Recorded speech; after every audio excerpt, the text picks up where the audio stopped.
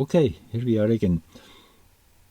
October the 17th, a great activation day. It's the waning half moon of recalibration, of reorientation, taking the consequences of what we learned the first 3 weeks.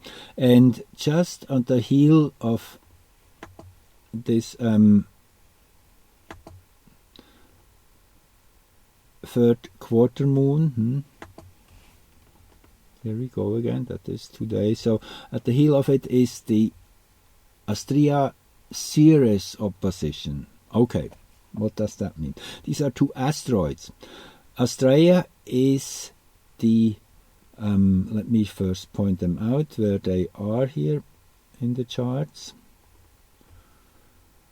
Here is Astrea, 836 Pisces and 836 Virgo. I'm using the Swiss ephemeris to calculate the exact time. I mean, these are all tables which calculate when alignments are most exact. That's what's an ephemeris for those of you who are new to it. Anyway, Astrea is the one which cleans up, which takes on tasks and goes through hardship in order to serve. And Ceres is the one which presently is so battered. That's the earth goddess of nutrition, of getting what we deserve. And Ceres is definitely under attack right now, one could say, by Saturn. In the heliocentric chart we see this very nicely. Let's see, here I have a heliocentric chart which shows you that this Saturn and Ceres, you see Ceres is really in that phase of being pushed through a narrow passage in a way, slimming down, going with less and with a minimalistic and all that we are forced to naturally. And this is interestingly though culminating sometime early November and then separating again, so it should get gradually better. Many of the fears, by the way, which have been planted are really for just that reason. It won't get as bad as many people have said. That's my belief. No big calamity or atrocity or such thing is possible anymore, in my opinion. The energy on our planet already has shifted. It's only we have to kind of, there's a delay between what already happened and us catching up with it. It's kind of, and time, the best explanation of time I ever heard is time is a rubber band. Within a certain field, time can expand or collapse. And I mean, just think, if you sleep, you experience hours as just, there's no time. And if you are working hard or doing something which really would like to come to an end, then time can take forever. Then even seconds can seem to be eternities. Anyway, so Saturn Ceres opposition, yes, that's what we are dealing with. And then here we have that Astrea Ceres opposition. Again, this is an aspect which only happens once every few years, maybe 6-8 years, somewhere in that range, I'm guessing. So Astrea here, this is the symbol of her, and Ceres. And that moment when this aspect will be most perfect, this will kind of be the activation of that energy, the birth of that energy, and with Uranus rising. Again, that is the same degree as Neptune's discovery chart. Those of you who watched that episode, quite remarkable, that 18th degree or 19th degree, I should say, and fixed signs. Look at the moon here at that moment. There is something going on here, that grand square. You see that activation. So things are happening. We are in the middle of a gigantic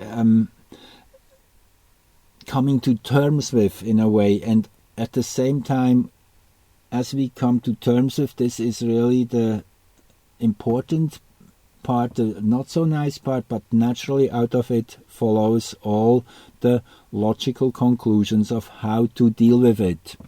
That is then what is the essence which comes out of it. We learn how to deal with it once we truly see it in all its implications.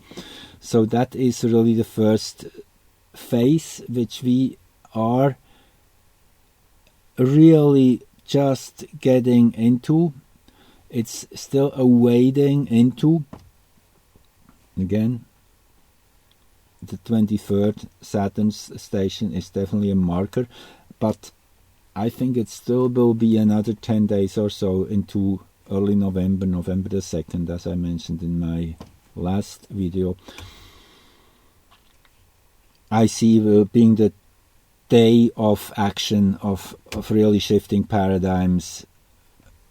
I would even call it the initiation. It will be the kind of the collective initiation which we have been waiting for so long. I think it's really imminent. That's why I'm so excited about it. So anyway, this is a key chart. Again, I could say many more things about it. Again, with 21st degree Capricorn here at the midheaven, we have Arrokoth and Hilonome, the Black Moon Palace, which I talk about in my last video, the one before that. This one. Also the equatorial point here with Eris again. Eris again and again showing up as the instigator, the one which just is not stopping before something is brought into a full equilibrium and correctness. It is an energy which insists, which is really subscribed to highest standards. Naturally, everything can be overdone. That's would be probably the more difficult side of Aries, being a pain in the neck or something like that. So then, I mean, I'm just really picking some of these important alignments. There's so many of them all the time in between different characters. And yes, this is like a soap opera with 40 different characters, and you barely are introduced into the first 2 or 3, and already another 2 appear on the scene. So I know this is kind of how it feels. If you stick with it, if you keep listening, slowly you will build the inventory, and there is many characters, but it's they're also different and also important. So if we go here now to the next one, that's just 2 days after, when Theros and Orcus have an opposition, no, conjunction, sorry. Let me show you those. They are in here, Theros and Orcus. Now I think this should be the heliocentric conjunction. This is, let me see. I think something is not right here. 515.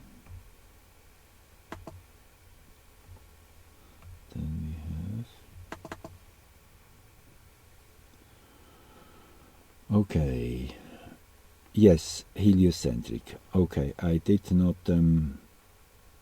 No, this is sorry. I'm confused for a second. Okay, this is geocentric. Now we are at the geocentric chart. I thought it was geocentric.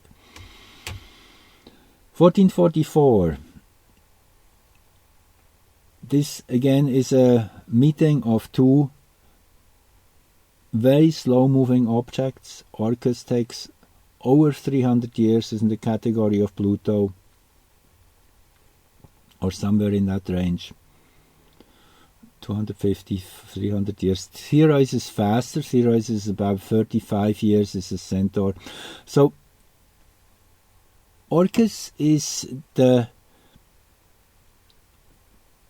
other side of Pluto in many ways. It's the other butterfly wing. If you look at their orbits, they look like two wings of a butterfly. They truly mirror each other.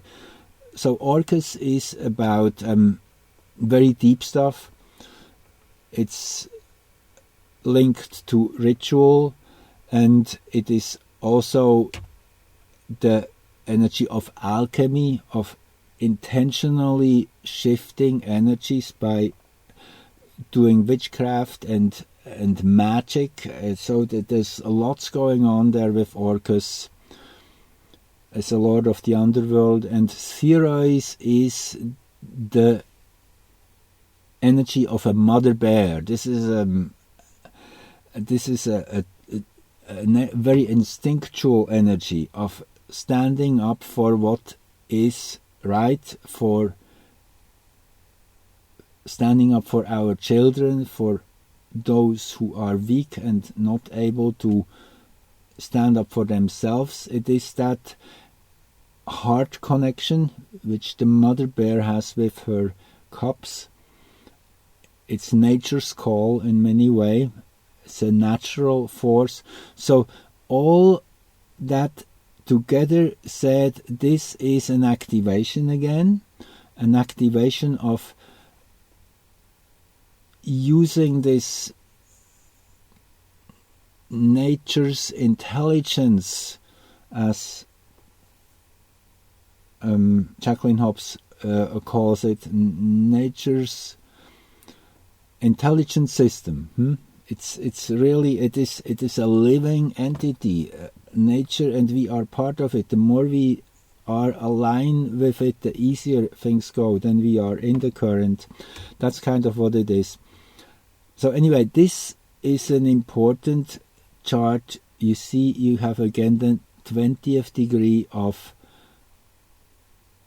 Virgo and Pisces, which we had just in this prior chart in the which one was it now? Yeah, I'm really getting confused sometimes, sorry. Here it is. You see in the Sun-Venus conjunction, which I'm talking about in my prior video. So here we have the 20th degree of the Pisces and Virgo sign in the power axis, and in this chart here, Theros Orcus, it's in the ascendant axis. So the two moments merge in a way. That's always the way to see it, and infuse each other's energy. So this Theros Orcus is enlarged, is really amplified. And then with Huya here another new character to be introduced. Okay, yeah, it's a Venezuelan rain god Huya represents. And Huya, as astrologers who do that research, scanning through hundreds of charts of famous people, trying to find the common denominator, that's how it works.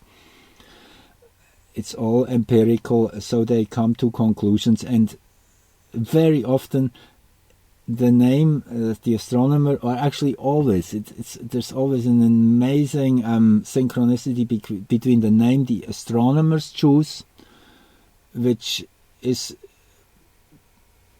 just, it's just magical. They choose a name, they don't know what they are really naming it for, because they look at it in a much more left brain way of just name giving. Names don't matter much. I mean, they don't mean anything particular. They're just a name, and then we bring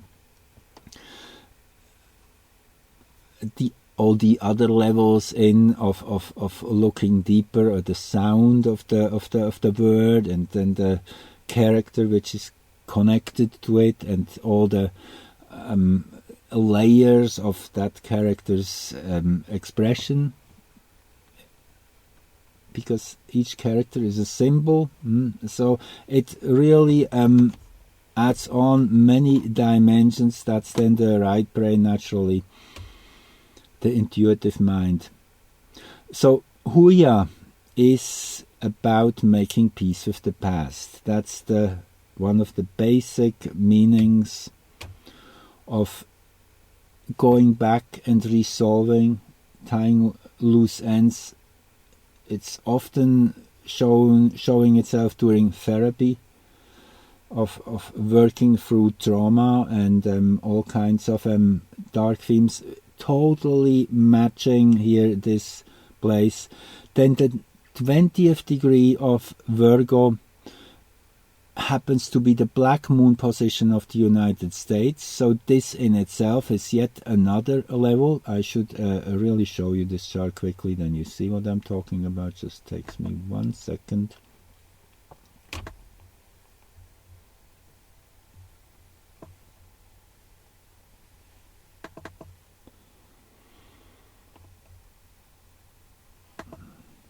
See, 1928, that's the American People's Chart here. July 4, 1776, the independence. The Declaration of Independence, sorry.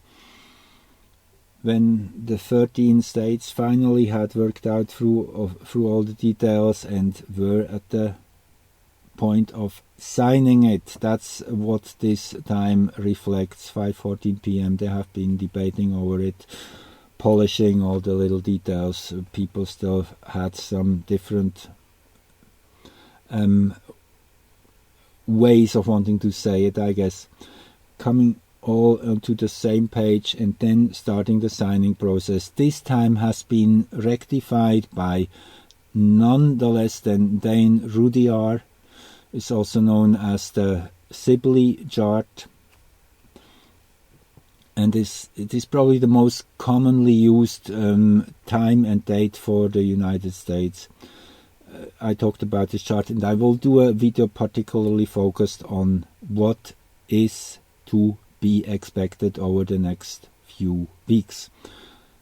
Everything seems really to come to a culmination. Okay, let me go back to this one here.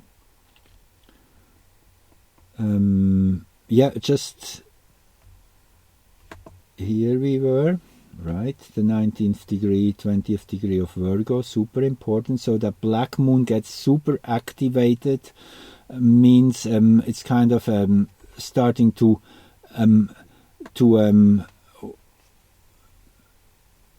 here it is again. That's the chart I want to show. You see here it's at the bottom of the chart. That's Sun-Venus conjunction. And here it's at the ascendant. Oh, come on. Here. Okay. And okay, let's go on. Let's go to the next one. This one I was focusing in my last recording. Yeah, this is kind of the big theme of what's coming. Coming to terms, understanding the shadow. And in that sense, purifying it and transforming it, because the moment we pay attention, we bring light into it, we bring life into it. Yes, the life naturally first amplifies it somewhat, makes it more real. We think it's something which just came into existence. No, it has been there all the time. We just were oblivious to it. So there's all these many levels, and that is the key theme here. As I say, it will be culminating around the 2nd of November, then leading into the real breakthrough, the initiation, so to say. This is the heliocentric. We looked at that in prior recording. Then okay, now we are getting close to Saturn's station. That is Saturn's station. Let's look at this first for a second. With the moon rising in Libra, wow, beautiful. And the Sun and Venus in the very final degree, just past the high point. So Venus is now on its release phase, in its release phase of that Venus energy. It goes away from the Sun again. So this is a perfect and powerful moment of bringing our global society, our global collective human race into a harmony, into a synchronicity in a very, very new way. It is also the degree fully dedicated to Libra, the first 2.5 degrees. So it is, and the moon in Libra is peace and balance. It's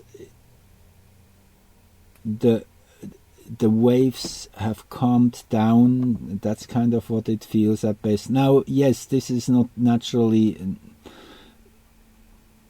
a little exaggerated, as Jupiter is opposing the moon. So this could mean big movements of people who are united, who are standing up and fighting. And yes, it has definitely that sub-node here with Pianor, which is an centaur planet, which has been, the name says it, and interesting again, that was what astrologers find. It's standing up for oneself. It's that freedom loving, innovative energy of not taking any BS and being in our power. Pholus on the other side. Pholus, again, also a centaur, the seer, the one who is in charge of the sacred key to higher dimensions, the one who guards the wine. So Pholus and Pianor, they definitely are here in attention to each other. They are challenging each other, which is what we feel. We are really pushed to the brink of our courage. That's what it kind of feels. We have to step a little further, extend our circle, break through into new territory. Again, I keep reminding myself also of the 3 major rules the Toltec master Don Juan gave to Carlos Castañeda. The first one is abolish delete all your personal history. That is naturally true for the collective too, but before we can do that, we have to revisit it and to learn what we have not understood yet, to bring everything into a perfect balance, doing the books, you could say. The second is to break patterns. Very, very important to break free from habits and patterns by consciously doing things in a different way. And the third one, which is probably the most problematic, to realize how unimportant I am, destroy the foundation of self-importance, that you're just a vessel for nature to express itself in a truly just serving position. I guess that's what it boils down to, because in the end that is what is fulfilling us, when we can serve and when we see that we make a difference. I guess that's the put it in a nutshell. If we can feel that we make the difference in sync with nature by channeling the natural forces, then we are truly in harmony with everything, and then everything falls in place. Then we get what we need and more than we truly are in abundance. That's where we're getting collectively. This is just an indication. This chart is a very beautiful chart with that powerful cardinal cross here. That's why I said weeks ago this would be the biggest stick in the ground, which will reformat where we are going from here on forward. With that powerful Mars just a week before turning retrograde in the 26th degree of Gemini, the 26th degree of Gemini. Again, that's one I wanted to read you from my book here by Dane Rudyard. 26 Gemini, frost-covered trees against winter skies. The keynote, the revelation of archetypal form and essential rhythm of existence. It's a very, very philosophical one. At this third level of exteriorization, which is one of the words Rudyard gives to the sign of Gemini, actually the last 10 degrees, he calls exteriorization. It's kind of you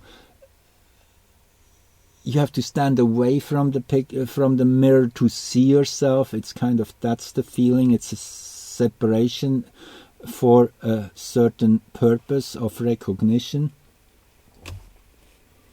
At that third level of exteriorization, the contact with archetypes and pure forms of individual selfhood is to be sought. Beautiful. So we are truly helped by existence right now to connect with our archetypes.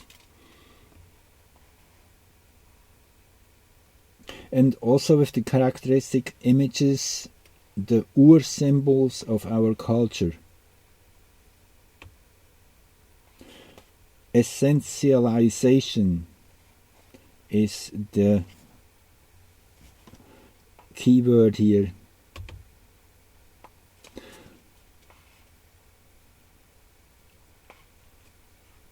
Rudyard keeps here saying it is not that we experience the Buddhist void, but rather that we reach the essence of our individual being, the form of pure selfhood, which is the structuring power underneath all external features, all that belong to the leaf realm.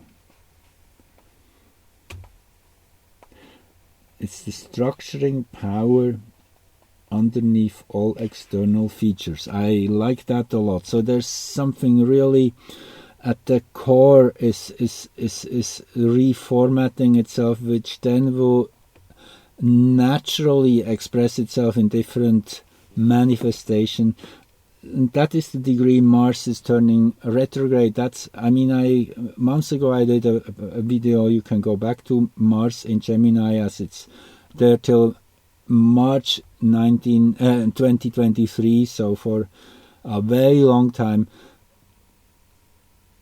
That degree where it turns retrograde is the turning point of willpower expressed externally, and then from there on that Martian force works inwardly and reformats the core. And then naturally when it turns direct again somewhere in January or so, that is then when real breakthroughs will become possible. So it is still a long preparation, a long way to go. It's a build-up. Yes, it will be in stages. Everything has to be organic and natural. We don't want to rush. We want to build a steady structure which holds. Each stone has to be secured first to make sure it can be the foundation for the next stone on top. That's kind of how it goes. Yes, there will be substantial accelerations and breakthroughs in the first 10 days of November. And again, I will get more into that closer to the date.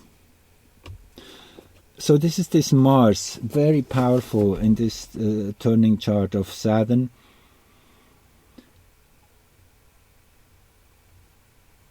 Let's look at the next one, which I have here lined up, which is just hours after Saturn turns direct. Venus is changing signs heliocentrically, and not soon after, naturally, geocentrically. But I like the heliocentric approach kind of always as the most fundamental one, because in heliocentric planets always move forward. Now, this is the geocentric chart for that moment. I keep it here as is for a second, just because it shows the resonance again with that black moon and Pallas, which is more and more pushing into the main consciousness. Venus naturally in Scorpio is can be very provocative and going to the extremes also of kind of enjoying a kind of a morbid enjoyment of darkness and of excess. It's everything at once. Venus in Scorpio can be pretty dramatic too. And then yes, we have the conjunction with Haumea at the same time, which I have not yet added into the list of characters to be talked about, but let's do it, as Haumea is so important in that, also in that chart of Sun and Venus superior conjunction. Here again you see it, Sun and Venus at 29-26 and Haumea at 29-28, just 2 minutes of arc away. So Haumea has to be definitely looked at. Haumea is rebirth. Birth from the element of fire. This has that volcanic, that fiery nature of manifesting itself. It's a literal. I mean, I want to use the word forest fire. It's a wildfire. And in its expression through Sun and Venus, and just at the edge of Haumea tapping into Scorpio itself for the first time in over 300 years. By November the 12th, that will be. So you see, it's really building up, and well, here you have the conjunction chart when Sun and Haumea are exact. And you see again, Haumea is right here, 29, 28, 29, 28, the Sun, and in a T-square, in a perfect T-square, in the 4th house here, of redefining our relationship with our ancestors, with history, with our base, what we are building upon. It is a rebirth from ground up, you could say. Very powerfully placed here. And part of fortune here with Mars. Naturally, this is the work we are doing with the retrograde Mars, then just following a few days later. This is what we just become fully aware of, where things will be going. Yes, here again you see the 2 degrees Libra here rising in Saturn's directional change, and here you have the 2 degrees pretty much exactly 224. I mean, it's unbelievable. Let me go the wrong direction. Yeah, here 224, Sun Haumea, 225. I wasn't even aware of that yet. So again, you see, these events interlink and make each other stronger. They are like bracing a big mast and making it so well rooted that it can even take greater height, more massive in its structure. That's how it feels.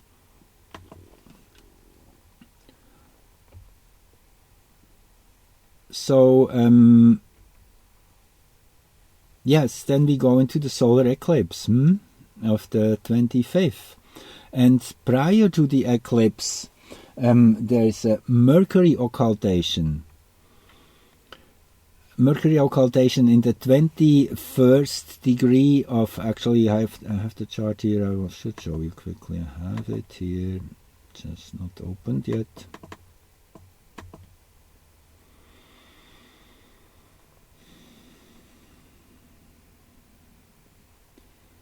Here it is.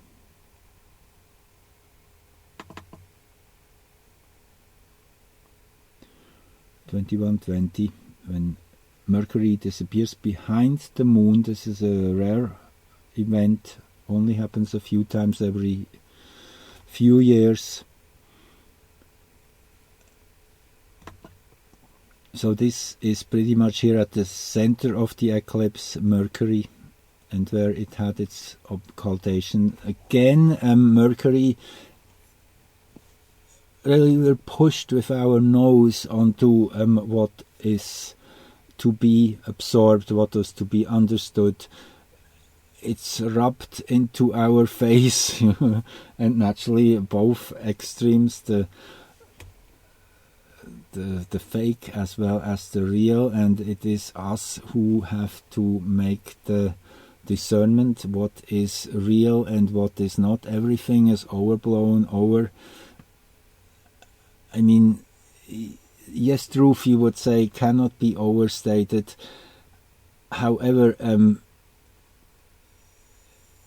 it's just more.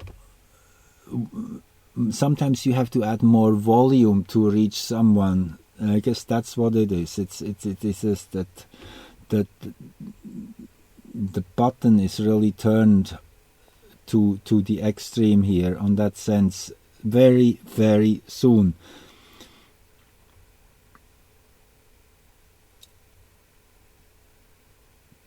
(18 degrees Sagittarius), 19th degree Sagittarius rising, yes, again Sagittarius.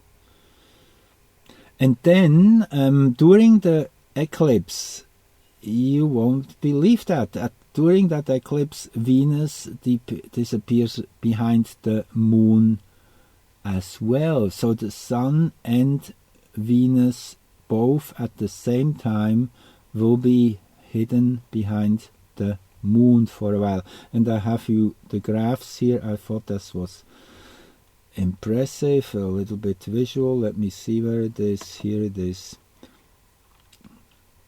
This is Mercury's occultation of the 24th. And in this kind of region, it potentially could have been witnessed. However, what is red here, this is daylight, so naturally the sun obstructs the view with its bright daylight, and this is twilight here, the blue. So only in these regions potentially it could have been seen, but the influence is exaggerated in that area where it is truly behind the moon for a while, as it will be kind of soaked in Mercury's energy and then transfigured and then broadcast through the moon's lens. So it's a very emotional perception, you could call it. And this comes into the center of the sky in this chart here. In the eclipse chart. So then the other one is the solar eclipse. Okay. And as I just pulled that graph up from Sky and Telescope, I mean, just an argument. There's many arguments with the Flat Earth Society, but just where eclipses can be observed, and for what time, how long, all that can only be explained with Earth being spherical. So, I mean, this in itself, I would be interested to hear how they would explain these, and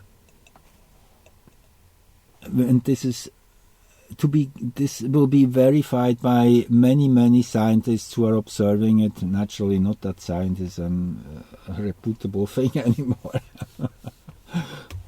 Science and trust the science. Anyway, this is the solar eclipse, and you see the maximum is here in Siberia. And in this area you can see 80% covered of the sun, which is here in Russia. 60%, that is all over Eastern Europe. 40% Central Europe. 20% here, France and England. Spain and Africa still get 20%, up to 20%. And then if we look at Venus, which is just, as I said, within the same time frame, that is where Venus disappears behind the moon for a while in this area here over the Atlantic into Africa. Anyway, I just thought this was a kind of giving you a bit more of a visual picture of that rare event of, okay, in astrological terms, you also could say it is a Sun-Moon-Venus conjunction, which activates heart energy. And the hexagram this all happens in is hexagram 28, greatness in excess, which is a swollen river, a flooding river, even with the force which it has, that kind of elemental power of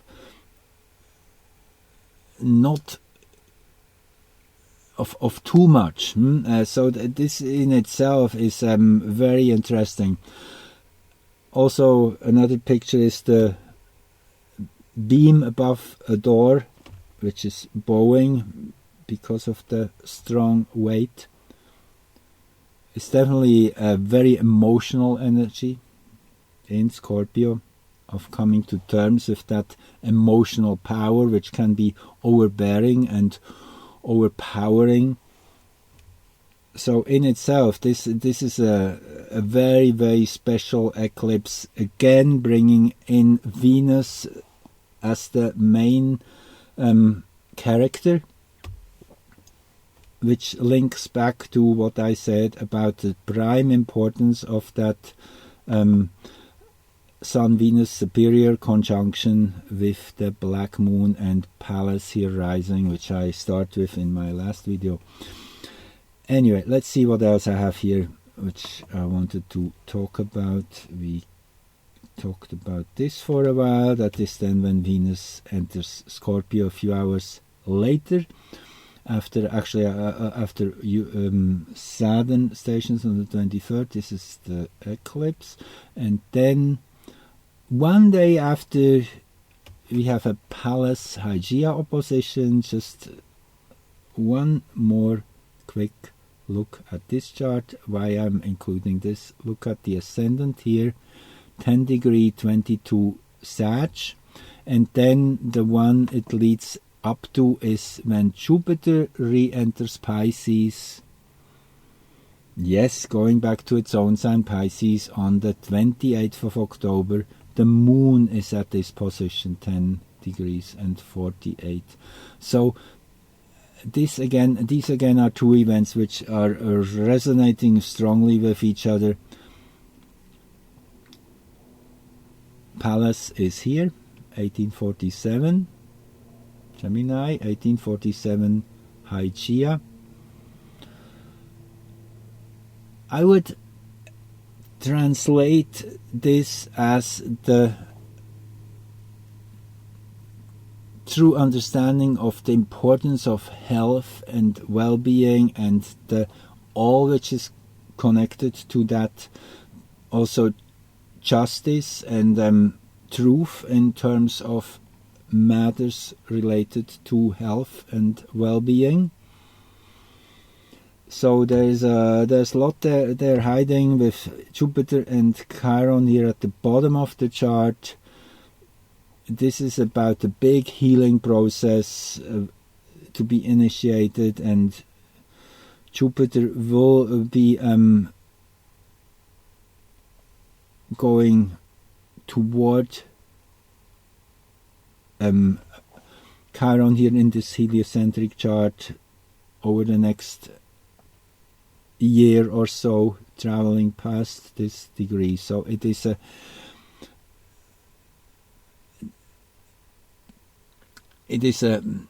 when Jupiter comes in, everything is enlarged, everything is made more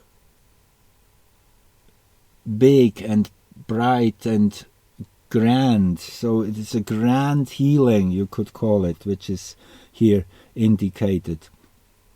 And naturally Jupiter in Pisces is the one, again here at 0 degrees Aries, pretty much that's what it means.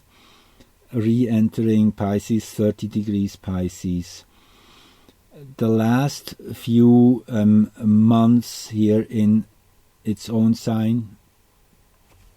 So this will be kind of, we have jumped ahead of the game with Jupiter entering Aries.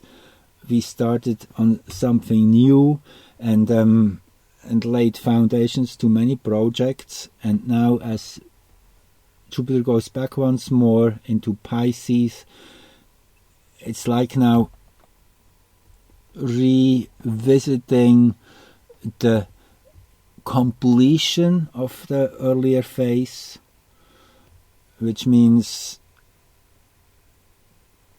kind of going back to a more fundamental level of generating the base and the foundation for whatever then is to come and really bloom when Jupiter will be back into Aries in a few months' time. So again, many things, and yeah, I almost forgot highlighting this one again. You see, it's a theme. It keeps recurring. And as I say, November the 2nd is when the two are exactly meeting and entering the Aries dwad of Cancer. Aries naturally linked into that Martian and willful and loud and innocent and kind of regardless of what happens, I have to go to this place. That's what this Aries energy is doing. Anyway, this is all building up. It's really like a dam, and the water is rising higher and higher, and the pressure against the dam is increasing. There comes a moment when it starts breaking, and maybe it's better if it's poked in some particular place, so it can start releasing more control in a controlled way. That's still what I believe is what's going to happen. It will be very gradual again. Yes, it will get through some dynamic upgrades and passages, kind of like the rapids in a river, where you just have to allow being taken through and do the best you can to stabilize yourself and to make sure you're doing the little movements which are necessary to adjust your perfect trajectory. Anyway, it's intense times, interesting times. It's that pivotal moment of shift is approaching fast now. Thank you for joining and listening, and see you soon.